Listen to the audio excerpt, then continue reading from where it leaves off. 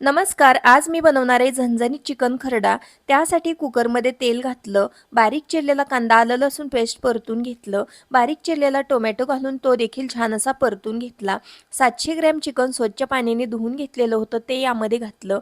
हळद पावडर चवीकरता मीठ घालून थोड्या वेळासाठी हे चिकन परतून घेतलं. अर्धा ते पाऊण ग्लास पाणी घालून कुकरचं झाकण लावून 4 शिट्ट्यावरती हे चिकन शिजवून घेते.